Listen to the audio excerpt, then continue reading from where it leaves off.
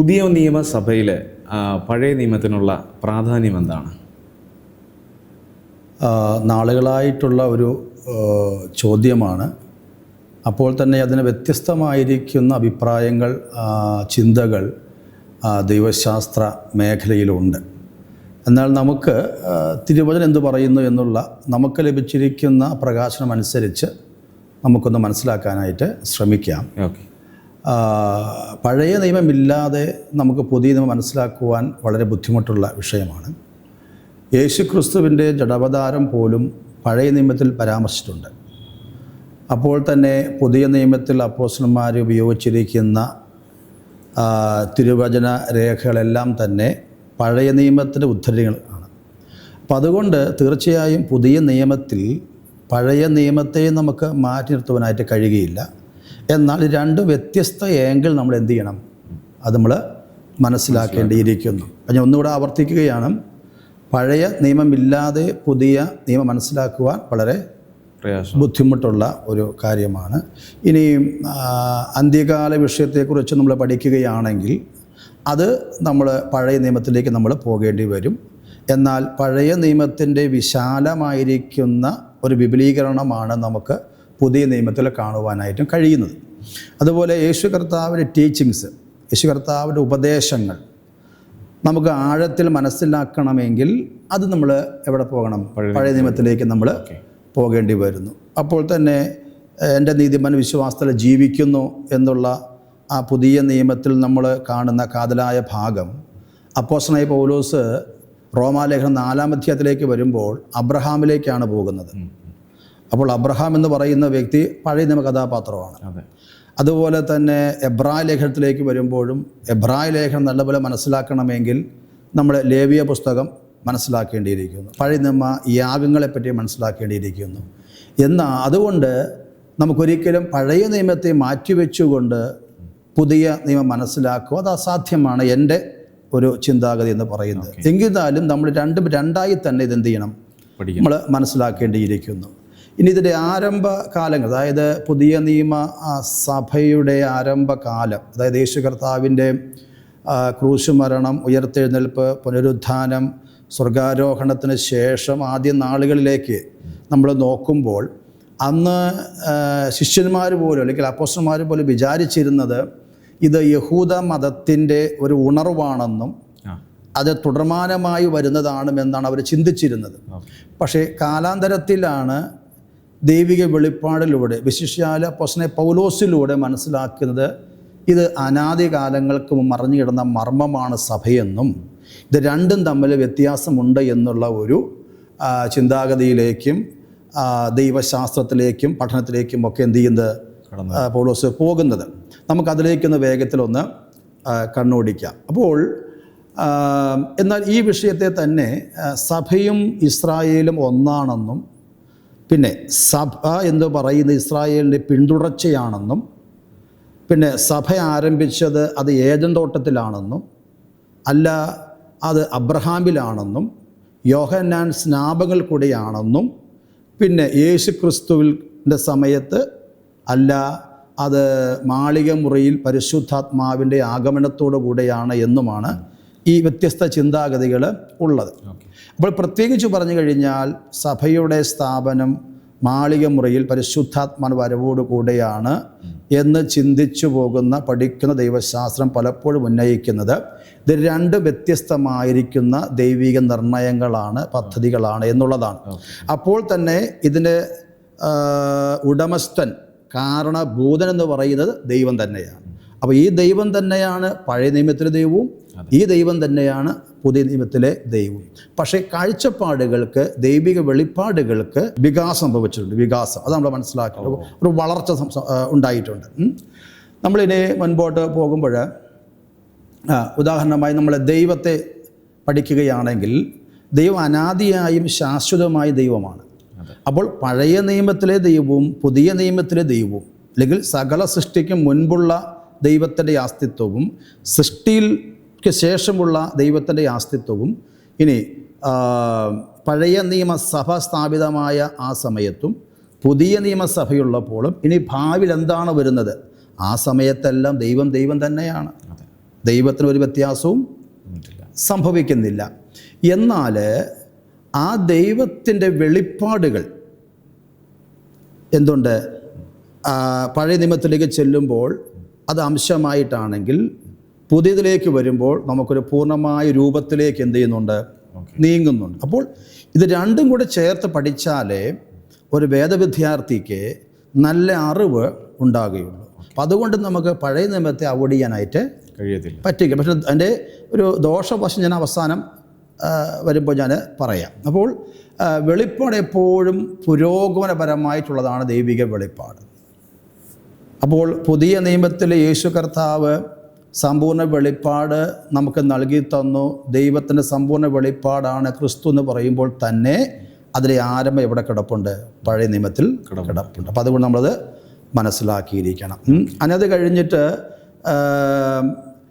രണ്ട് വ്യത്യസ്ത നിർണയങ്ങളാണ് ഞാൻ മനസ്സിലാക്കുന്നത്. അതായത് ഇസ്രായേൽ എന്ന് പറയുന്നതും ദൈവത്തിന് പ്രത്യേകമായ നിർണയമാണ്, ദൈവത്തിന് പ്രത്യേകമായ പദ്ധതിയാണത്.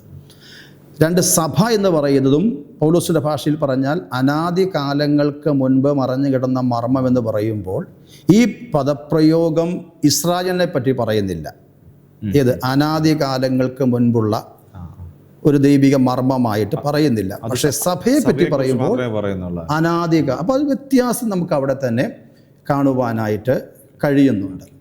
അത് കഴിഞ്ഞ് നമ്മൾ ഇനി യേശുവിലേക്ക് നമ്മൾ വരുമ്പോൾ യേശു കർത്താവ് തന്നെയാണ് ഇതൊരു പുതിയ നിയമം എന്ന വാക്ക് ഉച്ചരിച്ചത്. അല്ലാതെ പുതിയ നിയമത്തിൻ്റെ എഴുത്തുകാരോ അപ്പോസ്തലന്മാരോ അല്ല ഈ പദപ്രയോഗം നടത്തിയിട്ടുള്ളത്. മത്തായി 26-28 ലൂക്കോസ് 22-20 ഒക്കെ നോക്കുമ്പോൾ ഞാൻ പുതിയ നിയമം പുതിയ നിയമത്തിൻ്റെ ഉടമ്പടി എന്നുള്ള പദപ്രയോഗം നമുക്കവിടെ കാണുവാൻ കഴിയുന്നുണ്ട്. അപ്പോൾ അത് പഴയതല്ല, ഇത് പുതിയതൊന്നാണ്.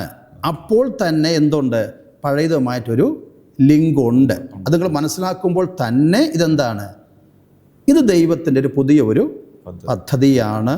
ആ പദ്ധതിയാണ് പൗലോസ് പറയുന്നത് അനാദി കാലങ്ങൾക്ക് മുൻപുള്ള നിർണയം എന്ന് വെച്ചാൽ നമ്മളൊരു ഒരു ഡയഗ്രം വരയ്ക്കുകയാണെങ്കിൽ ഇസ്രായേലിൻ്റെ പദ്ധതി നമ്മളിങ്ങനെ ഈ ബ്രാക്കിൽ കാണുകയാണെങ്കിൽ ഇവിടെ സഭയുണ്ട്. പൗലോസ് പറയുന്നത് ഇതിനെ മാറ്റി നിർത്തി അനാദി കാലങ്ങൾക്ക് മുൻപുള്ളതാണ്. സഭ എന്ന് പറയുന്നത് ഇസ്രായേൽ സഭ രൂപീകൃതമാകുന്നതിന് മുന്നമേയുള്ള ദൈവ പദ്ധതിയാണെന്നാണ് പറയുന്നത്. അതുകൊണ്ടായിരിക്കും യേശു കർത്താവ് എന്ത് ചെയ്യുന്നത് ഇവിടെ പറയുന്നത്, ഞാനൊരു പുതിയ ഉടമ്പടി പുതിയ നിയമത്തിന് രക്തമാകുന്നു, പുതിയ നിയമത്തിന് രക്തമാകുന്നു. അപ്പോൾ ആ ഒരു ഉടമ്പടി യേശു കർത്താവ് നൽകുമ്പോൾ അതൊരു പുതിയ നിയമമാണെന്നും, ആ നിയമം എന്ന് പറയുമ്പോൾ തന്നെ എന്താണ്, കവനൻ്റ് ഉടമ്പടി. ആ പദപ്രയോഗത്തോട് മനസ്സിലാക്കാൻ കഴിയുന്നത് ഇതൊരു പുതിയതൊന്നാണെന്നാണ് അല്ലേ. ഇനി യേശു കർത്താവിൻ്റെ ടീച്ചിങ്സിലേക്ക് നമ്മൾ നോക്കുമ്പോൾ പ്രധാനമായിട്ടും നമ്മൾ നസ്രയത്ത് മാനിഫെസ്റ്റോയിലേക്ക് നമ്മൾ ചെല്ലുമ്പോൾ അവിടെ ആ പദപ്രയോഗങ്ങളൊക്കെ യേശു കർത്താവിൻ്റെ ദൗത്യത്തിൻ്റെ വിളംബര പത്രികയാണത്. അതിനകത്ത് യഹൂദന്മാർ മാത്രം ഒതുങ്ങുന്ന ഒന്നല്ല. എന്നാൽ പഴയ നിയമത്തിലും ദൈവം ഇസ്രായേലിനോട് സംസാരിക്കുമ്പോൾ ഇസ്രായേലിനെ മാത്രം കണ്ടിട്ടല്ല എന്ന് ഞാൻ മനസ്സിലാക്കുന്നുണ്ട്. പക്ഷേ അത് എന്ത് ചെയ്തു, യഹൂദൻ മാത്രം അവൾ ഇപ്പോൾ ഒതുങ്ങിപ്പോയോ എന്ന ചിന്ത എനിക്കുണ്ട്. എന്നാൽ പുതിയതിലേക്ക് വരുമ്പോൾ യേശു കർത്താവ് പഠിപ്പിക്കുന്നത് അങ്ങനെയല്ല. എന്താ പഠിപ്പിക്കുന്നത്, യഹൂദനും യവനനും. ഈ ചിന്താഗതിയാണ് വാസ്തവത യാഥാസ്ഥികരായിരിക്കുന്ന യഹൂദന്മാരെ ചൊടിപ്പിച്ചു കളഞ്ഞത്. മറ്റുള്ളവരോട് അംഗീകരിക്കുന്നു എന്നുള്ളത്, അല്ലെങ്കിൽ അവരും കൂടെ ഇതിനകത്താകുന്നുള്ളത്, അവരെയും കൂടെ ഉൾക്കൊള്ളിക്കുന്നു എന്നുള്ളത്. അതുകൊണ്ടാണ് നസ്രയറ്റ് മാനിഫെസ്റ്റോ എന്ന് പറയുന്ന ലൂക്കോസിൻ്റെ സുവിശേഷം 4-ാം അധ്യായത്തിൽ നസ്രയത്തിൽ സിനഗോഗിൽ ചെന്ന് തിരുവെഴുത്ത് വായിച്ചതിന് ശേഷമുള്ള ഒരു പ്രഭാഷണമുണ്ട്. ഈ പ്രഭാഷണം കഴിയുമ്പോൾ അവിടെ എടുത്തു പറയുന്നത് കനാന്യ സ്ത്രീയെയും നയമാൻ, ഇവർ രണ്ടുപേരാണ്, യഹൂദന്മാരല്ല. അപ്പോൾ അവരെ ഉയർത്തുമ്പോൾ യഹൂദന്മാർക്ക് അത് ഉൾക്കൊള്ളുവാൻ കഴിയുന്നില്ല. പക്ഷേ യേശു കർത്താവ് എന്താ ചെയ്യുന്നത്, അവരെയും കൂടെ അതിനകത്ത് ഉൾക്കൊള്ളിക്കുകയാണ് ചെയ്യുന്നത്. അപ്പോൾ അവരെയും കൂടെ ഉൾക്കൊള്ളിക്കുന്ന ഒന്നാണ് ദൈവസഭ, അല്ലെങ്കിൽ യേശു ക്രിസ്തുവിൻ്റെ ശരീരം എന്ന് നമ്മൾ പറയുന്ന പുതിയ നിയമ സഭ. ഇനി അത് കഴിഞ്ഞിട്ട് കാനാവിലെ കല്യാണത്തിൽ ദൃഷ്ടാന്തം ഞാൻ മനസ്സിലാക്കുന്നത്, യേശു കർത്താവിന് വേണമെങ്കിൽ അകത്തിരിക്കുന്ന പാത്രത്തിനകത്ത് വീഞ്ഞുണ്ടാക്കാമായിരുന്നു. പക്ഷെ അത് കർത്താവ് ചെയ്തില്ല, പുറംപറമ്പിൽ കടന്നതിനെ. അപ്പോൾ നമ്മളതിനെ ടൈപ്പോളജിക്കലി പറയുന്നുണ്ട്, എന്താണ്, അകത്തുള്ള യഹൂദനും പുറത്തുള്ള ജാതിയും. അപ്പോൾ ആ ജാതിയിൽ ആയിരിക്കുന്ന പാത്രങ്ങളിലാണ് എന്ത് ചെയ്തത്? പുതിയ വീഞ്ഞ്, പഴയതല്ല. അപ്പോൾ ചോദിക്കുന്നുണ്ട്, ഈ മേത്രമായത് എവിടെ ഇരുന്നു? അത് ദൃഷ്ടാന്തമാണത്. അപ്പം നമുക്കറിയാം, പുതിയ നിയമം പഠിക്കുന്ന വ്യക്തിക്കറിയാം, പുതിയ നിയമം പഴയതിനേക്കാൾ മേത്തരമാണ്. അത് വ്യത്യസ്തം തന്നെയാണ്. അത് കഴിഞ്ഞ് മുൻപോട്ട് പോകുമ്പോൾ പഴയ തുണിയും പുതിയ തുണിയും തമ്മിൽ ചേർത്ത് തുന്നാറില്ല എന്നൊരു പദപ്രയോഗം കിടപ്പുണ്ട്. അഥവാ തുന്നിക്കഴിഞ്ഞാൽ കീറിപ്പോവും. പിന്നെ പഴയ തുരുത്തിയിൽ പുതിയ വീഞ്ഞ് നിറയ്ക്കാനും പാടില്ല എന്നുള്ള യേശു കർത്താവിൻ്റെ പദപ്രയോഗം. അത് കഴിഞ്ഞ് പിന്നീട് യേശു പറയുന്ന ഒന്നാണ്, മത്തായിലാണ് എടുത്തെടുത്ത് പറയുന്നത്, ഞാനോ നിങ്ങളോട് പറയുന്നത് എന്തെന്നാൽ, അല്ലേ, ന്യായപ്രമാണം ഇങ്ങനെ പറയുന്നു, എന്നാൽ ഞാനോ നിങ്ങളോട് പറയുന്നത് എന്തെന്നാൽ. അപ്പം ന്യായപ്രമാണം തള്ളി പറയുന്നില്ല. യേശു പറയുന്നുണ്ട്, ഞാനതിനെ പുറത്താക്കാൻ വന്നതല്ല, ന്യായപ്രമാണത്തെ മാറ്റാൻ വന്നതല്ല, ഞാൻ ന്യായപ്രമാണത്തെ സ്ഥാപിക്കാൻ വന്നതാണ്. അപ്പോൾ ന്യായപ്രമാണം ഇങ്ങനെ പറയുന്നു, എന്നാൽ ഞാനോ നിങ്ങളോട് പറയുന്നത് എന്തെന്നാൽ. അപ്പോൾ ന്യായപ്രമാണം പറയുന്നത് പാപമെന്ന് വെച്ചാൽ ഒരു ആക്ഷനാണെങ്കിൽ, യേശു പറയുകയാണ് അത് ആക്ഷനല്ല, ആ തെറ്റ് ചെയ്യാനുള്ള ചിന്തയാണ് പാപമായിട്ട് പറയുന്നത്. അതാണ് യേശു പറയുന്നത്, ഞാനോ നിങ്ങളോട് പറയുന്നത് എന്തെന്നാൽ. ഇനി യേശു അവസാനം പറയുന്ന കാര്യം എന്തുവാണ്? നിങ്ങൾ പോയി ന്യായപ്രമാണം പഠിപ്പിക്കണം എന്നല്ല പറയുന്നത്. നിങ്ങൾ പോയി ഞാൻ നിങ്ങളോട് കൽപ്പിച്ചതൊക്കെയും പ്രമാണിപ്പാൻ തക്കവണ്ണം ഉപദേശിച്ചും കൊണ്ട് ഞാൻ നിങ്ങളോട് ആജ്ഞാപിച്ചതൊക്കെയും. അപ്പം ഞാൻ ആജ്ഞാപിച്ചത് എന്താണ്? ഞാനോ നിങ്ങളോട് പറയുന്നത് എന്തെന്നാൽ. അത് വ്യത്യസ്തമായിരിക്കുന്ന ലോകം കണ്ടിട്ടുള്ളത് വെച്ച് യേശുക്രിസ്തു ടീച്ചിങ്സ് പോലെ മറ്റു ടീച്ചിങ്സ് ഇതുവരെ വന്നിട്ടില്ല, അല്ലേ? ടീച്ചിങ്സ് ലളിതമാണ്, പക്ഷേ അത് പ്രായോഗികമാക്കാനാണ് ഏറെ ബുദ്ധിമുട്ട്. അത് കഴിഞ്ഞിട്ട് ദൈവരാജ്യ കൈമാറ്റമുണ്ട്. അത് മത്തായി 21:43 അതായത് അതുകൊണ്ട് ദൈവരാജ്യം നമ്മുടെ പക്കൽ നിന്ന് എടുത്ത് അതിൻ്റെ ഫലം കൊടുക്കുന്ന ജാതികൾക്ക് കൊടുക്കും. അപ്പോൾ ദൈവരാജ്യ സന്ദേശം അവിടെ ഉണ്ട്, യഹൂദൻ്റെ പക്കലുണ്ട്. പക്ഷെ നിങ്ങൾ ഫലം കായ്ച്ചില്ല. അതുകൊണ്ട് ഏറെ ഫലം കായ്ക്കുവാൻ വേണ്ടി ആർക്ക് കൊടുക്കുന്നു? പുതിയ നിയമസഭയ്ക്ക്, ജാതികൾ കൊടുക്കുന്നു. അപ്പം ആ വിഷയം, ഇപ്പം ദൈവരാജ്യ എന്ന ഭാഗം നമുക്ക് യഹൂദനെ അടർത്തി മാറ്റി നമുക്ക് ചിന്തിക്കാൻ പറ്റത്തില്ല. ഇനി ദൈവരാജ്യം എന്നുള്ളത് യഹൂദന് മാത്രമല്ല. എൻ്റെ വീക്ഷണത്തിൽ ദൈവരാജ്യം എന്ന വിഷയം ഏദൻ തോട്ടം മുതൽ കിടക്കുന്ന വിഷയമാണ്. ദൈവത്തിൽ നിന്ന് ആരംഭിച്ച് അത് ആദാമിൽ കൂടെ സഞ്ചരിച്ച് ഇങ്ങനെ പഴയ നിയമത്തിൽ കൂടെ വന്ന് പുതിയ നിയമത്തിൽ കൂടെ മുമ്പോട്ട് പോകുന്ന ദൈവിക വിഷയമാണ് ദൈവരാജ്യം എന്നുള്ളത്. അപ്പോൾ ദൈവരാജ്യം വിഷയം പഠിക്കണമെങ്കിൽ ഏത് വേണം? പഴയ നിയമം നമ്മൾ മനസ്സിലാക്കണം. അത് യഹൂദൻ മനസ്സിലാക്കുന്ന പഴയ നിയമം മാത്രമല്ല, അബ്രഹാമിന് മുൻപുണ്ടായിരുന്ന ജനങ്ങളുടെ, വിശുദ്ധന്മാരുടെ ചിന്താഗതികളെ പറ്റി നമ്മൾ മനസ്സിലാക്കണം. ഇനിയും അല്ലെങ്കിൽ ആദാം മുതൽ നോഹ വരെ, നോഹ മുതൽ അബ്രഹാം വരെ, അബ്രഹാം മുതൽ ക്രിസ്തു വരെ. ഇപ്പോൾ അബ്രഹാം കഴിഞ്ഞ് മോശ, ക്രിസ്തു. ആ സമയത്താണ് നമ്മൾ വേണമെങ്കിൽ വാഗ്ദത്ത കാലഘട്ടമെന്നോ ന്യായപ്രമാണം എന്നൊക്കെ നമ്മൾ പഠിപ്പിക്കുന്നത്, അല്ലേ? പക്ഷേ ഈ അബ്രഹാമിന് മുൻപുണ്ടായിരുന്ന വിശുദ്ധന്മാരുടെ പക്കലും ദൈവരാജ്യ ചിന്താഗതി ഉണ്ടായിരുന്നു. അത് ഹാനോക്കിൽ കാണുവാൻ കഴിയുന്നുണ്ട്. അതാണ് യൂദയുടെ ലേഖനത്തിൽ കാണുന്നത്, ഹാനോക്ക. അപ്പോൾ ഈ ഹാനോക്ക് എന്ന് പറയുന്ന ന്യായപ്രമാണത്തിലുള്ള ഒരാളല്ല, അതിന് മുമ്പുള്ള ഒരാളാണ്, ഒരു വിശുദ്ധനാണ്. അപ്പോൾ നാം ഇവിടെ നിൽക്കുമ്പോൾ ഈ ദൈവരാജ്യത്തെപ്പറ്റി യേശു പഠിപ്പിക്കുമ്പോൾ ഈ വിഷയത്തെക്കുറിച്ച് ന്യായപ്രമാണ സമയത്ത് വല്ലതും ഉണ്ടോ നമ്മൾ മനസ്സിലാക്കണം. അതുകൊണ്ട് ന്യായപ്രമാണം നമുക്ക് അനിവാര്യമാണ്. അപ്പോൾ തന്നെ ന്യായപ്രമാണത്തിന് മുൻപ് ഹാനോക്കിൻ്റെ കാലഘട്ടമുണ്ട്. അത് പറയുമ്പോൾ ഹാനോക്കിൻ്റെ സമയം നമുക്ക് ആവശ്യമാണ്. ഇനി അത് കഴിഞ്ഞ് ഹാനോക്കിന് മുമ്പ് ആദാമോ. അപ്പോൾ ഇവരൊക്കെ നമുക്ക് ആവശ്യമാണ്. പക്ഷേ ഇവർ ഒന്നും തന്നെ എന്ത് ചെയ്യാൻ പാടില്ല. ഇതൊരു പുതിയ തുരുത്തിയാണ്. ഈ പുതിയ തുരുത്തിയിൽ ഒരു പുതിയ വീഞ്ഞ് വരുന്നുണ്ട്. പക്ഷേ ഈ പഴയ വീഞ്ഞു കൊണ്ട് എന്ത് ചെയ്യരുത്? അത് നിറയ്ക്കരുത്. ഇതൊരു ബാക്ക്ഗ്രൗണ്ടായിട്ട് നിന്നോളണം. ഞാൻ പുതിയതൊന്ന് തരികയാണ്. അപ്പോൾ ഡെവലപ്പ് ചെയ്ത് മുൻപോട്ട് നിങ്ങൾ പോയിക്കൊള്ളുക. പുതിയൊരു അപ്ഡേഷൻ എന്ന് പറയുന്ന രീതിയിൽ, ആ രീതിയിൽ. പക്ഷേ രണ്ട് മിങ്കിളാവാനും പാടില്ല. അത് മനസ്സിലാക്കണം. ദൈവം സെയിമാണ്. ദൈവം തന്നിരിക്കുന്ന മാർമികമായ വിഷയങ്ങൾ സെയിമാണ്. പക്ഷെ ദൈവിക പദ്ധതികൾ രണ്ടും രണ്ടാണ്. ഞാൻ അങ്ങനെ മനസ്സിലാക്കുന്നു. ഇസ്രായേൽ എന്ന് പറയുന്ന ദൈവിക പദ്ധതിയും സഭ എന്ന് പറയുന്ന ദൈവിക പദ്ധതി രണ്ടും രണ്ടാണ്. ഓക്കെ. ഇനി നമ്മൾ യേശുവിൻ്റെ സാക്ഷ്യങ്ങളുണ്ട്. നമ്മളത് ജസ്റ്റ് ഒന്ന് പങ്കുവെച്ചത് മാത്രമേ ഉള്ളൂ. അത് കഴിഞ്ഞിട്ട് പുതിയ നിയമത്തിൽ രക്തം ഞാൻ മനസ്സിലാക്കി തന്നു. യേശു കർത്താവ് തന്നെയാണ് പറയുന്നത് പുതിയ നിയമത്തിനുള്ള എൻ്റെ രക്തം. അടുത്ത് ദൈവരാജ്യം, അത് ഏറ്റവും മാർമികമായ വിഷയമാണ്. നമുക്കത് ചുരുങ്ങിയ സമയം കൊണ്ട് പറഞ്ഞ് മനസ്സിലാക്കാൻ കഴിയുന്ന ഒന്നല്ല. യേശു കർത്താവ് പറയുന്നുണ്ട്, ദൈവരാജ്യത്തിൽ ഏറ്റവും ചെറിയവൻ യോഹന്നാൻ സ്നാപകനേക്കാൾ വലിയവൻ. മത്തായിൽ പറയുന്ന കാര്യമാണ്. അപ്പോൾ ന്യായപ്രമാണ കാലഘട്ടത്തിൽ ആ യുഗത്തിൽ ഏറ്റവും വലിയവൻ ആരാണ്? അല്ലേ?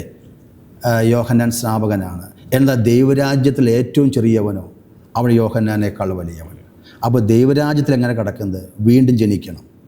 അപ്പോൾ വീണ്ടും ജനത്തെ പറ്റിയല്ല ഓൾഡ് ടെസ്റ്റ്മെൻറ്റ് പറയുന്നത്. ഓൾഡ് ടെസ്റ്റ്മെൻറ്റ് പറയുന്നത് യഹൂദൻ്റെ മകനായി ജനിച്ച് 8-ാം നാൾ പരിച്ഛേദനയായിട്ട് മുമ്പോട്ട് വന്നു കഴിഞ്ഞാൽ അവൻ യഹൂദനായിട്ട് മാറും. പക്ഷേ അങ്ങനെ വന്നൊരു യഹൂദനാണ് ആര്?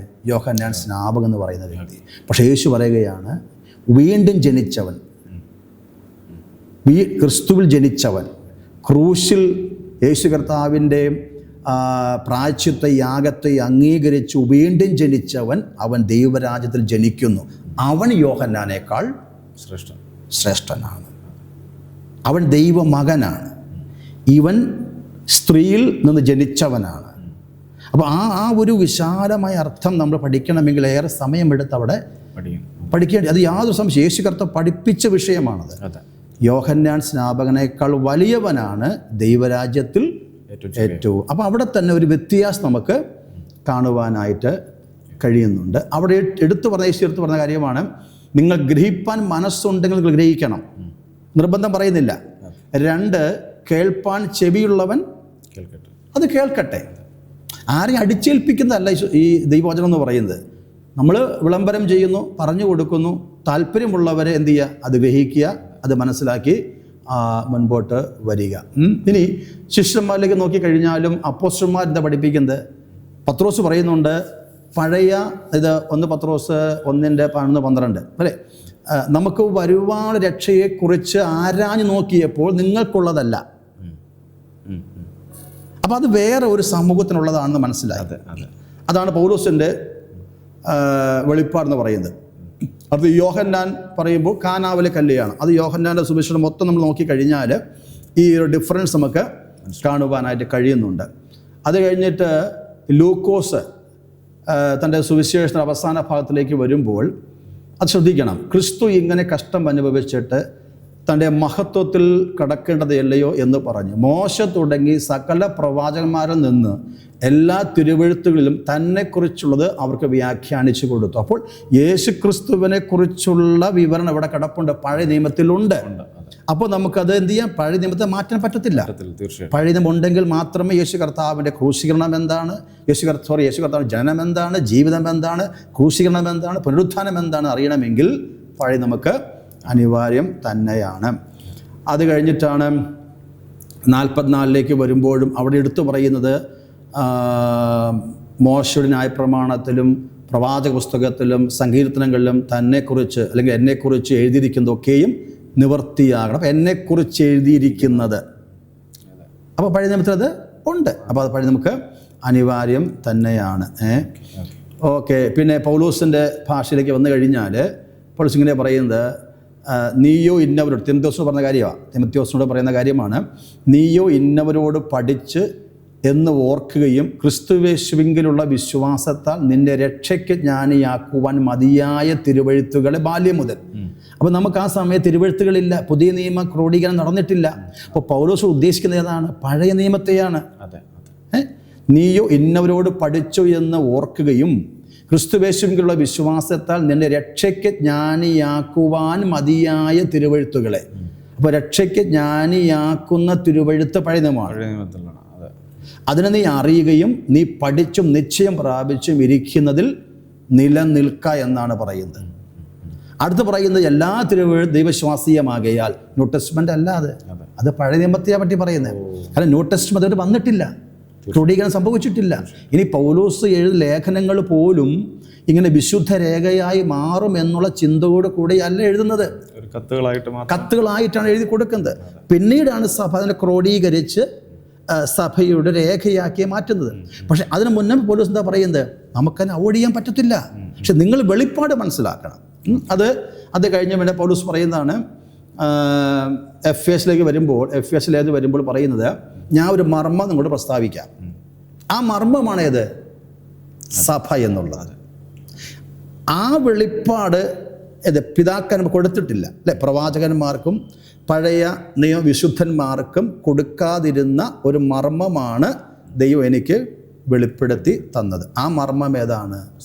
സഭ. ആ സഭ എന്താണ്? യേശുക്രിസ്തുവിൻ്റെ ശരീരമാകുന്ന സഭ. ഈ സഭയ്ക്കകത്തുള്ള സഭയുടെ പ്രവർത്തനങ്ങളെല്ലാം പഴയ നിയമത്തിൽ നിന്നും വ്യത്യസ്തമാണ്. ഞാനൊരു കാര്യം ചോദിച്ചു പക്ഷേ ഇതിനകത്ത് ഇന്ന് സാധാരണയായിട്ട് പറയുന്നൊരു കാര്യമുണ്ട്, പുതിയ നിയമസഭ അനുസരിക്കേണ്ട അല്ലെങ്കിൽ ഫോളോ ചെയ്യേണ്ട ഉപദേശം എന്ന് പറയാൻ പുതിയ നിയമത്തിലുള്ളത് മാത്രമാണെന്ന് പറയുന്നൊരു രീതിയുണ്ട്. ഇന്ന് പഴയ നിയമം നമുക്ക് ഉപദേശ സംബന്ധമായിട്ട് ഒന്നും തന്നെ അതിന് സ്വീകരിക്കേണ്ട കാര്യമില്ല എന്ന് സാധാരണ. അതിൽ ഒരു ഉദാഹരണം പറയുക, ഏതെങ്കിലും ഒരു വിഷയം പറയുക. എക്സാമ്പിളായിട്ട് ഇപ്പം എന്താണ് ആഭരണത്തിൻ്റെ കാര്യങ്ങൾ പറയാറുണ്ട്.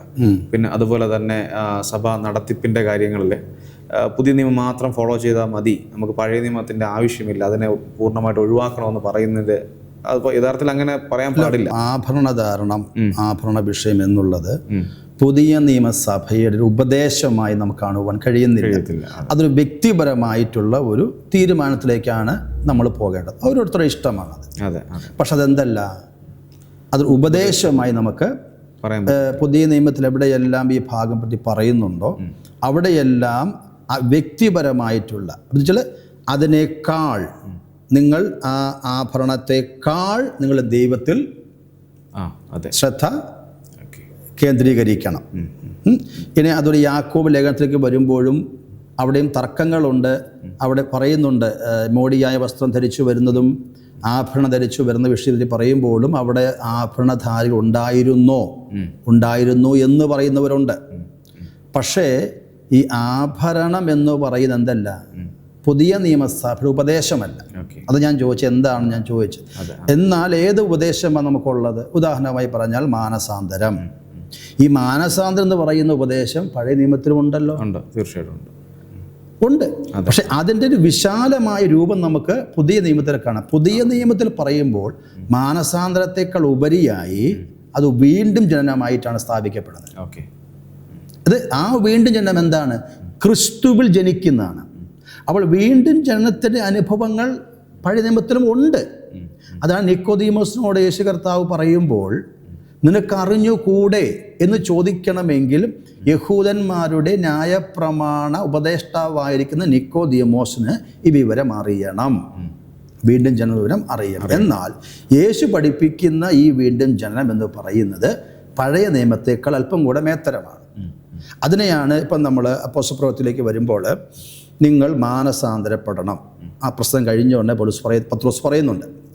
എന്നാൽ ലേഖനത്തിലേക്ക് വരുമ്പോൾ പത്രോസ് ഉപയോഗിക്കുന്നത് നിങ്ങൾ വീണ്ടും ജനിക്കണം. കെടുന്ന ബീജത്താലല്ല, കെടാത്ത ബീജമായിരിക്കും ദൈവത്തിൻ്റെ വചനത്താൽ നിങ്ങൾ വീണ്ടും ജനിക്കണം. അപ്പോൾ എന്താണ് വീണ്ടും ജനനം? ഒരുവൻ ക്രിസ്തുവിലായാൽ അവൻ പുതിയ സൃഷ്ടി, പഴയത് കഴിഞ്ഞുപോയി. അപ്പോൾ അവിടെ മാനസാന്തരമല്ല കാതലായിട്ട് പറയുന്നത്, അവിടെ പറയും നിങ്ങൾ വീണ്ടും ജനിക്കണം. എന്നാൽ വീണ്ടും ജനനം എന്ന് പറയുന്നത് ഒരു പ്രാവശ്യമേ ഉള്ളൂ. മാനസാന്തരം എപ്പോഴും നടക്കേണ്ട പ്രക്രിയയാണ്. അപ്പം ഇത് പഴയ നിയമത്തിലുണ്ടോ? തീർച്ചയായിട്ടും ഉണ്ട്. ഇനി നമ്മൾ സ്നാനത്തിൻ്റെ വിഷയത്തിലേക്ക് വന്നു കഴിഞ്ഞാൽ മറ്റൊരു ദിശയിൽ നമുക്ക് ഓൾഡ് ടെസ്റ്റ്മെന്റിലുണ്ട്. പക്ഷെ പുതിയ നിയമത്തിലേക്ക് വരുമ്പോൾ അതിൻ്റെ ആംഗിൾ മാറി വേറൊരു രീതിയിലേക്ക് യേശു കർത്താവ് പഠിപ്പിക്കുകയാണ്. എന്താ പഠിപ്പിക്കുന്നത്? ഉദാഹരണം സ്നാനം എന്ന് പറഞ്ഞാൽ ക്രിസ്തുവിനെ നമ്മൾ ധരിക്കുകയാണ് അല്ലേ. മരണ അടക്ക പുനരുത്ഥാനത്തോടെ ഏകീഭവിച്ചുകൊണ്ട് ക്രിസ്തു എങ്ങനെയാണ് ഉയർത്തെഴുന്നേറ്റ് ആ പുതുക്കത്തിൽ എന്ത് ചെയ്യണം? ഉയർത്തെഴുന്നേൽക്കണം. അപ്പോൾ ഇത് മനസ്സിലാക്കണമെങ്കിൽ ഓൾഡ് ടെസ്റ്റ്മെൻറ്റിലെ ചിന്താഗതി എന്താണെന്ന് മനസ്സിലാക്കണം. അതുപോലെ തന്നെ പരിശുദ്ധാത്മ സ്നാനത്തെ പറ്റി പഠിപ്പിച്ചു കഴിഞ്ഞാൽ പരിശുദ്ധാത്മ സ്നാനം പഴയ നിയമത്തിൽ ഉണ്ടോ? അവിടെ പരിശുദ്ധാത്മ സ്നാനമെന്ന് കാണുവാൻ കഴിയുന്നില്ല അല്ലേ? വെള്ളത്തിൻ്റെ മീതെ പരിവർത്തിച്ച പരിശുദ്ധാത്മാവിനെ പറ്റിയിട്ട് ഉൽപ്പത്തി 1, 2, 3 ഭാഗങ്ങൾ പറയുമ്പോൾ പിന്നെ നമ്മളിങ്ങോട്ട് വരുമ്പോൾ പഴയ നിയമത്തിൽ പല ദൈവഭക്തന്മാരുടെ മേലും ആത്മാവ് വന്ന് അവരെ ശക്തീകരിച്ചു. എന്നാൽ പുതിയ നിയമത്തിലേക്ക് വരുമ്പോൾ അതിനെ ആത്മനിറവ് അല്ലെങ്കിൽ ആത്മസ്നാനം, ആത്മവിവശത എന്നൊക്കെ പദപ്രയോഗങ്ങളിലേക്ക് പോവുക ചെയ്യുന്നത്. അപ്പോൾ ഇത് മനസ്സിലാക്കണമെങ്കിൽ എന്ത് ചെയ്യണം? പഴയ നമ്മൾ മനസ്സിലാക്കണം. എന്നാൽ ഇത് രണ്ടും ഒന്നല്ല, തമ്മിൽ വ്യത്യാസമുണ്ട്. അപ്പോസ്തലനായ പത്രോസ് എവിടെ നമ്മുടെ കൊർന്നലിയോസിനെ വീട്ടിൽ ചെല്ലുമ്പോഴും ആരംഭത്തിൽ വരുമ്പോൾ പുള്ളിയെ നിഷേധിക്കുക, എനിക്ക് പോകാൻ ബുദ്ധിമുട്ടാണ്. പക്ഷെ പിന്നീടാണ് മനസ്സിലാക്കുന്നില്ല, നമ്മൾ വ്യാപരിച്ചതുപോലെ തന്നെ കൊർന്നലിയോസിൻ്റെ മേലും വ്യാപരിച്ചു. അപ്പോൾ യഹൂദൻ്റെ മേലും യവനൻ്റെ മേലും ഒരേ ആത്മാവിനെ പകരുന്ന ഒരു ദൈവത്തിൻ്റെ പ്രത്യേകമായ പദ്ധതിയാണേത്? ക്രിസ്തുവിൻ്റെ സഭ എന്ന് പറയുന്നത്. ക്രിസ്തു ശരീരമായ സഭ എന്ന് ക്ലിയർ ആയോ? അത് സഭ എന്ന് പറയുന്നത്. അപ്പോൾ ഉടമ്പടി നമ്മൾ മനസ്സിലാക്കി. അതുപോലെ ഇസ്രായേലും സഭയും തമ്മിലുള്ള അനവധി വ്യത്യാസങ്ങളുണ്ട്. ഞാൻ നേരത്തെ പറഞ്ഞു കഴിഞ്ഞത്, ഇസ്രായേൽ അംഗമാകണമെങ്കിൽ എന്ത് ചെയ്യണം? ഇസ്രായേലിയ ഒരു യഹൂദ കുടുംബത്തിൽ ജനിച്ചിരിക്കണം. പക്ഷെ നമുക്കങ്ങനെ ജന്മനാ ലഭിക്കുന്ന ഒന്നല്ല ദൈവരാജ്യത്തിലെ അംഗത്വം. അത് വീണ്ടും ജനിച്ചാൽ മാത്രം ലഭിക്കുന്ന ഒന്നാണത്. പിന്നെ 8-ാം നാൾ അവർക്ക് പരിച്ഛേദനയാക്കണമെങ്കിൽ നമുക്ക് അങ്ങനത്തെ ഒന്ന് ഇല്ല. അതുപോലെ ന്യായപ്രമാണ ആരാധന ക്രമമല്ല നമുക്കുള്ളത്. അപ്പോൾ അതുകൊണ്ടാണ് രണ്ടും രണ്ടായി ഞാൻ എന്ത് ചെയ്യുന്നത്, ഞാനത് മനസ്സിലാക്കി തരുന്നത്. ഇനിയും പഴയത് പുതിയതിലുണ്ടോ എന്ന് ചോദിച്ചു കഴിഞ്ഞാൽ, പഴയതും പുതിയതും തമ്മിൽ കൂടിക്കലർന്ന് പുതിയതിൻ്റെ അളവ് എന്ത് ചെയ്യാൻ പാടില്ല, കുറയാൻ പാടില്ല. എന്ന് വെച്ചാൽ പഴയ നിയമത്തിൻ്റെ ദൈവശാസ്ത്രം നമ്മൾ കൈവരിക്കുമ്പോൾ തന്നെ, കൊണ്ടുപോകുമ്പോൾ തന്നെ പഴയത് പുതിയതിനെ കീഴ്പ്പെടുത്താൻ പാടില്ല. പുതിയതിനെ എപ്പോഴും മേത്തരമായി തന്നെ എന്ത് ചെയ്യണം, നിൽക്കണം. അത് യേശു കർത്താവ് ടീച്ചിങ്സ് ആണ്. അപ്പോൾ യേശു കർത്താവ് ടീച്ചിങ്സിൻ്റെ അടിയിൽ എന്തുണ്ട്? ഓൾഡ് ടെസ്റ്റ്മെൻ്റ് ഉണ്ട്, സപ്പോർട്ട് ആയിട്ട് ഉണ്ട്. ഇതിനാണ് വരുന്നത്. ഇവിടെ വരുമ്പോൾ 2 പിരിവുണ്ട്. ഇത് സഭ, ഇത് ഓൾഡ് ടെസ്റ്റ്മെന്റ് സഭ, ഇത് ന്യൂ ടെസ്റ്റ്മെന്റ് സഭ. ഇത് രണ്ടും നമ്മൾ കമ്പയർ ചെയ്യുമ്പോൾ വലിയ വ്യത്യാസം നമുക്ക് കാണുവാനായിട്ട് കഴിയുന്നുണ്ട്. ഇപ്പം ഞാൻ ഉദാഹരണം പറഞ്ഞു കഴിഞ്ഞാൽ, 1-ാം ക്ലാസ്സിൽ പഠിക്കുന്ന ഒരു കുട്ടി അവൻ 5-ാം ക്ലാസ്സിലേക്ക് വന്നു കഴിഞ്ഞാൽ 1-ാം ക്ലാസ് വേണ്ടെന്ന് പറയാൻ പറ്റുമോ? കാരണം 1-ൽ വന്നതിന് ശേഷമേ 5-ൽ വരാൻ പറ്റുകയുള്ളൂ അല്ലേ? 5-ൽ ഇരുന്ന് ആ കാര്യങ്ങൾ മനസ്സിലാക്കണമെങ്കിൽ, പൂർണ്ണമായിട്ട് ഗ്രഹിക്കണമെങ്കിൽ അവൻ 1-ാം ക്ലാസ് നല്ലപോലെ മനസ്സിലാക്കിയിരിക്കണം.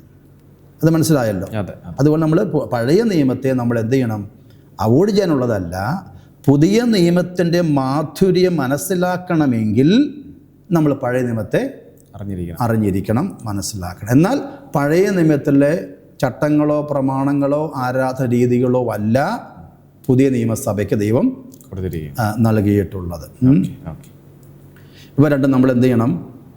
മനസ്സിലാക്കണം. പിന്നെ ഇന്നത്തെ പ്രശ്നം ഞാൻ പറഞ്ഞു തന്നു നേരത്തെ പോലെ, അതായത് ക്രിസ്തുവിൻ്റെ ശരീരമായ സഭയിൽ യഹൂദ ദൈവശാസ്ത്രം വിതരണം ചെയ്യപ്പെടുന്ന ഒരു പ്രവണതയാണ് ഇന്ന് കണ്ടുകൊണ്ടിരിക്കുന്നത്.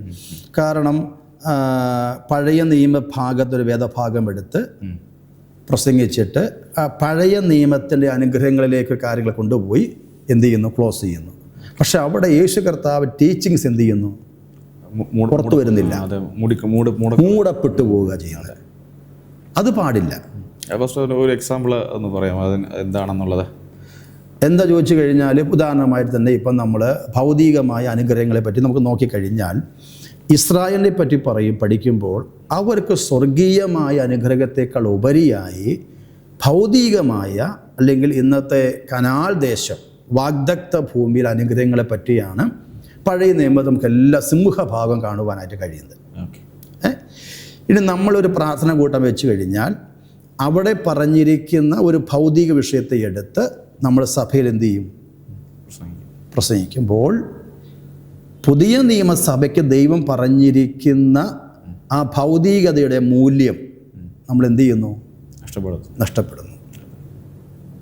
പുതിയ നിയമത്തിൽ ഞാൻ പറഞ്ഞ, പുതിയ നിയമത്തിൽ എൻ്റെ പാറ്റേൺ അനുസരിച്ച് ദൈവം നമ്മളെ വിളിച്ചിരിക്കുന്ന വിളിക്കൊത്തവണ്ണമുള്ള ഭൗതികത പുതിയ നിയമത്തിനകത്തുണ്ട്. ഉദാഹരണമായി പറഞ്ഞാൽ യേശു കർത്താവ് 3 ദിവസം എന്ത് ചെയ്തു? ശിഷ്യന്മാരെ ജനാവലിയെ വിളിച്ചിരുത്തി പഠിപ്പിച്ചു, അല്ലേ? അത് കഴിഞ്ഞിട്ട് യേശു പറയുകയാണ്, ഈ ഒരു വിശന്നിരിക്കുകയാണ്, അവർക്ക് എന്തെങ്കിലും ഭക്ഷിപ്പാനായിട്ട് നമുക്ക് കൊടുക്കണം. അപ്പോൾ വചനം നമ്മൾ കേട്ടിരിക്കുമ്പോൾ തന്നെ ദൈവത്തിനറിയാം ഇവർക്ക് വയറ് വിശക്കുന്നുണ്ട്. അതിനുള്ളത് കർത്താവ് തന്നെ കരുതിയിട്ടുണ്ട്, അല്ലേ? നമ്മൾ ഓടേണ്ട ആവശ്യമുണ്ടോ? കർത്താവിൻ്റെ പക്കൽ അത് ഉണ്ട്. ആ കർത്താവിൻ്റെ പക്കൽ ഉള്ളത് 5 അപ്പവും 2 മീനും വർദ്ധിപ്പിച്ച് കൊടുക്കുക എന്നുള്ളതാണ്. നമ്മൾ അതിനകത്ത് ഒതുങ്ങാനായിട്ട് പറ്റുന്നുണ്ടോ? അതാണ് പുതിയ നിയമത്തിൻ്റെ ബ്യൂട്ടി. അതാണ് പുതിയ നിയമത്തിൻ്റെ ബ്യൂട്ടി എന്ന് പറയുന്നത്. അപ്പം അതാണ് പൗലോസും പറയുന്നത്. ഉള്ളത് നമുക്കുണ്ട്, ദൈവം വർദ്ധിപ്പിക്കും, യാതൊരു സംശയമില്ല. പക്ഷെ അത് ദൈവത്തിൻ്റെ സമയത്തെ ദൈവം എന്ത് ചെയ്യത്തുള്ളൂ, അല്ലേ? ഇപ്പം വചന കേൾവിക്ക് മുന്നമേ വർദ്ധിപ്പിച്ചു കൊടുത്തില്ല. ഇതെല്ലാം കേട്ട് ക്ലിയർ ആയതിനു ശേഷം കർത്താവ് എന്ത് ചെയ്തു? അവരെ ഭൗതിക കാര്യങ്ങൾ കൂടെ കർത്താവ് ചെയ്തു കൊടുത്തു. പിന്നെ ഞാൻ എപ്പോഴും പറയുന്നൊരു കാര്യമുണ്ട്, ദൈവം തരുന്നത് മീനാണെങ്കിൽ നമ്മൾ ആ മീൻ ഭക്ഷിക്കാനായിട്ട് നമ്മൾ എന്ത് ചെയ്യണം? സന്നദ്ധ കാണിക്കണം. ആ സമയത്ത് എനിക്ക് മീൻ ഇത് പോരാ, എനിക്ക് നെയ്മീൻ തന്നെ വേണമെന്ന് പറഞ്ഞു കഴിഞ്ഞാൽ ആ ദൈവത്തിനപ്പം ഇഷ്ടപ്പെട്ടെന്ന് വരികയില്ല. കാരണം ദൈവത്തിൻ്റെ പ്രൊവിഷൻ ഇതാണ്. ഇത് തന്നെയാണ് നമുക്ക് ഓൾഡ് ടെസ്റ്റ്മെന്റ് നോക്കിക്കഴിഞ്ഞാൽ കാണുവാൻ കഴിയുന്നത്, അല്ലേ? കെരീത്ത് തോട്ടിൽ നമ്മുടെ പ്രവാചകനായ ഏലിയാവിനെ ദൈവം പോഷിപ്പിച്ചപ്പോൾ അത് ഏലിയാവിൻ്റെ ഡിമാൻഡ് അല്ലായിരുന്നു. ദൈവം എന്താണോ പ്രൊവൈഡ് ചെയ്യാൻ ആഗ്രഹിച്ചത് അതേ ദൈവം കൊടുത്തുള്ളൂ. അതേ സമയത്ത് ഏലിയാവിൻ്റെ ഡിമാൻഡ് അല്ല. പക്ഷെ നമ്മൾ ഇത് നോക്കുമ്പോൾ നമ്മുടെ പല പ്രാർത്ഥനകൾ നമ്മുടെ ഡിമാൻഡാണ്, നമ്മുടെ ആ ഡിമാൻഡിനോട് ഞാൻ എന്ത് ചെയ്യുന്നത്? വിയോജിപ്പുള്ളത്. അതേ സമയത്ത് ദൈവത്തിൻ്റെ ഹിതപ്രകാരം നമുക്കെന്ത് ചെയ്യും? തന്നിരിക്കും. അപ്പം അതുകൊണ്ട് ഈ പഴയ നിയമത്തിൻ്റെ ദൈവശാസ്ത്രം കൊണ്ട് പുതിയ നിയമത്തെ നിറച്ചിരിക്കുന്നൊരവസ്ഥയാണ് ഞാൻ ഇന്ന് മനസ്സിലാക്കുന്നത്. അത് പലപ്പോഴും വചനത്തിൻ്റെ പൊരുൾ തിരിച്ചു കൊടുക്കുന്നത്, വചനം മനസ്സിലാക്കി കൊടുക്കുന്ന വന്ന് പോയിട്ടുള്ള അപാകതകളായിട്ടാണ് ഞാൻ പലപ്പോഴും കാണുന്നത്. ഗലാത്യ ലേഖനത്തിലൊക്കെ പറയുന്ന അബ്രഹാമിൻ്റെ അനുഗ്രഹം ക്രിസ്തുവേശുക്ക് വരേണ്ടതിന്, അവിടെ പൗലോസ് പറയുന്നത് അബ്രഹാമിൻ്റെ അനുഗ്രഹം വിശ്വാസത്താലുള്ള നീതീകരണം,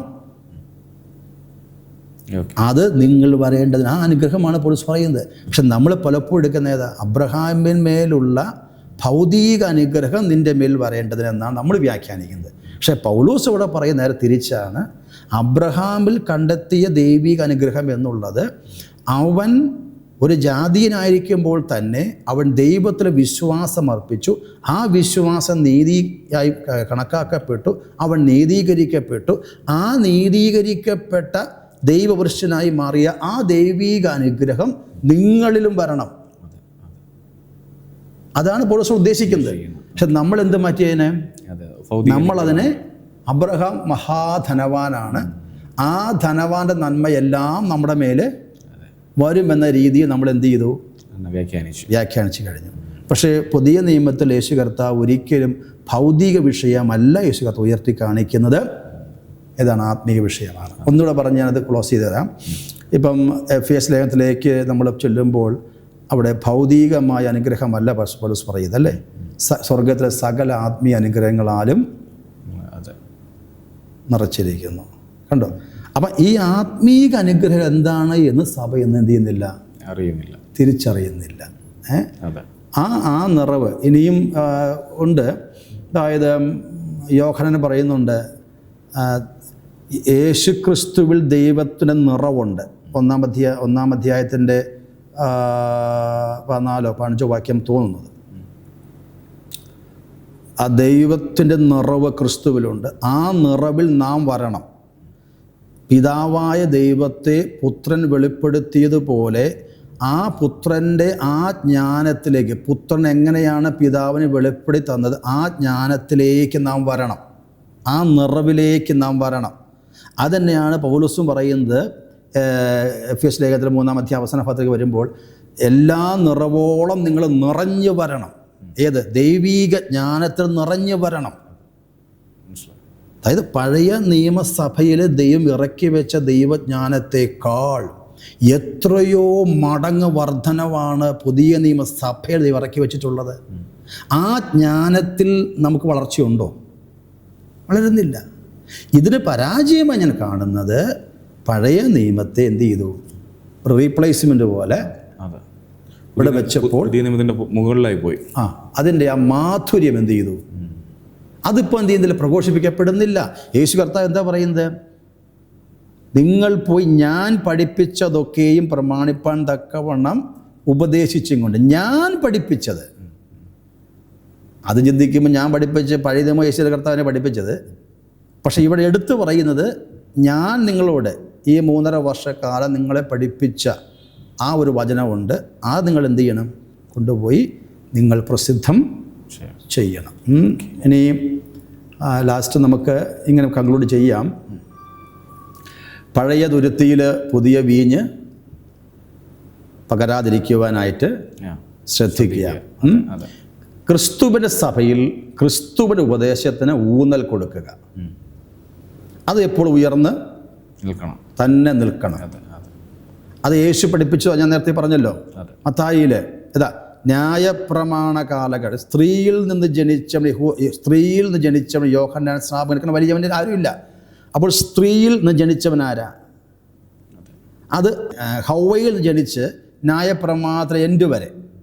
അപ്പോൾ അവിടെ നോക്കിക്കഴിഞ്ഞാൽ, യേശുവിൻ്റെ ഭാഷ നോക്കിക്കഴിഞ്ഞാൽ, അബ്രഹാം, ഇസഹാക്ക്, യാക്കോബ്, പിന്നെ മോശ, അത് കഴിഞ്ഞിട്ട് ശ്രേഷ്ഠന്മാരായ പ്രവാചകന്മാർ, ഇവരെയൊക്കെ നമ്മൾ കമ്പയർ ചെയ്യുമ്പോൾ ആരാണ് വലിയത്? യേശുവിൻ്റെ ഭാഷയിൽ പറഞ്ഞാൽ യോഹന്നാൻ സ്നാപകനാണ് വലിയവൻ. അതായത് സ്ത്രീയിൽ നിന്ന് ജനിച്ചവൻ യോഹന്നാനേക്കാൾ വലിയവൻ ആരും ഇല്ല. അടുത്ത കർത്താവ് ടേൺ ചെയ്യാം. ദൈവരാജ്യത്തിൽ ഏറ്റവും ചെറിയവനോ അവൻ യോഹന്നാനേക്കാൾ വലിയവൻ എന്ന് പറയുമ്പോൾ ഞാൻ മനസ്സിലാക്കുന്നത്, ഞാൻ ദൈവരാജ്യം ജനിച്ചിട്ടുണ്ട് എങ്കിൽ ഞാൻ ഈ പറഞ്ഞിരിക്കുന്ന പഴയ നിയമവിശുദ്ധന്മാരെക്കാൾ ശ്രേഷ്ഠനായിരിക്കുന്ന യോഹന്നാൻ സ്നാപകനേക്കാൾ ഞാൻ വലിയവനാണ്. ആ ഞാൻ എന്തിനാണ് ഇങ്ങോട്ട് പോകേണ്ട ആവശ്യം? ഇനി എൻ്റെ മേൽ വ്യാപരിക്കുന്ന അഭിഷേകം പോലെയാണോ ഈ മോശയുടെ മേൽ വ്യാപരിച്ച അഭിഷേകം? ഒരു വ്യത്യാസമുണ്ട്. അത് നമ്മൾ എന്ത് ചെയ്യുന്നില്ല, മനസ്സിലാക്കി കൊടുക്കുന്നില്ല, അല്ലേ? നമുക്ക് ഇന്ന് ദൈവം കർത്താവ് തന്നിരിക്കുന്ന ഒരു വിശുദ്ധിയുടെ പ്രമാണമുണ്ട്. ഈ പ്രമാണം പോലെയല്ല ഇവരനുസരിച്ച വിശുദ്ധ പ്രമാണം എന്നുള്ളത്. അപ്പോൾ ഇത് വേറൊരു ദൈവിക പാക്കേജായിട്ട്, ദൈവ നിർണയമായിട്ടും ഇത് ഒരു ദൈവിക നിർണയമായിട്ടും ഞാൻ എന്ത് ചെയ്യുന്നു, സിസ്റ്റമാറ്റിക് ആയിട്ടുള്ള പഠനത്തിൽ ഞാനിത് മനസ്സിലാക്കുന്നത്. ഇനി ലാസ്റ്റിംഗ് കൺക്ലൂഷനാണ്, പണം അനിവാര്യമാണ്, പണം ദൈവമാകരുത് എന്ന് പറഞ്ഞതുപോലെ ഓൾഡ് ടെസ്റ്റമെൻ്റ് നമുക്ക് അനിവാര്യമാണ്. ആ ഓൾഡ് ടെസ്റ്റമെൻ്റ് ഒരു കാരണവശാലും പുതിയ നിയമത്തെ എന്ത് ചെയ്യരുത്, മറയ്ക്കാനായിട്ട് പാടില്ല. നമ്മളെപ്പോഴും പുതിയ നിയമം തന്നെ എന്ത് ചെയ്യണം, അല്ലേ? പൗലോസിന്റെ ഭാഷയിൽ പറഞ്ഞാൽ ക്രൂശിക്കപ്പെട്ട ക്രിസ്തു നമ്മൾ എന്ത് ചെയ്യണം, ഉയർത്തണം. അപ്പോഴും അടിത്തറ ഒരിക്കലും ഇളകാനും പാടില്ല. ഓക്കെ, ഏറെക്കുറെ മനസ്സിലായി എന്ന് ഞാൻ ചിന്തിക്കുന്നു. നമ്മളെ ശ്രദ്ധിച്ച ഏവർക്കുമുള്ള നന്ദിയും വന്ദനവും സ്നേഹവും അറിയിക്കുന്നു. കർത്താവിനെ സമൃദ്ധിയായി അനുഗ്രഹിക്കും. നമുക്ക് പ്രാർത്ഥിച്ച് നമുക്ക് പിരിയാം. പരിശുദ്ധ പിതാവേ, അല്പസമയം വചനവുമായിട്ട് ഇരിപ്പാൻ കർത്താവ് നൽകിയ അവസരത്തിനായി സ്തോത്രം. ഇന്ന് പലപ്പോഴും ഞങ്ങളെ ചിന്തിപ്പിക്കുന്ന ഒരു വിഷയമാണ് പുതിയ നിയമത്തിൽ പഴയ നിയമത്തിൻ്റെ പങ്ക് എന്നുള്ളത്. അത് കർത്താവെ, ഞങ്ങൾ മനസ്സിലാക്കിയിരിക്കുന്ന രീതിയിൽ പരസ്പരം ചിന്തിക്കുവാനും പറയുവാനും ആശയങ്ങൾ പങ്കുവയ്ക്കുവാനും കർത്താവ് നൽകിയ അവസരത്തിനായി സ്തോത്രം. ഇത് കേൾക്കുന്ന ഏവരെ ഓർത്ത് ഞങ്ങൾ പ്രാർത്ഥിക്കുന്നു. അവർക്കും ഇതൊരു ദൈവിക ജ്ഞാനമായി മാറട്ടെ എന്ന് ആത്മാർത്ഥമായി പ്രാർത്ഥിക്കുന്നു. യേശു കർത്താവിൻ്റെ നാമത്തിൽ തന്നെ. ആമേൻ, ആമേൻ. Thank you and God bless U.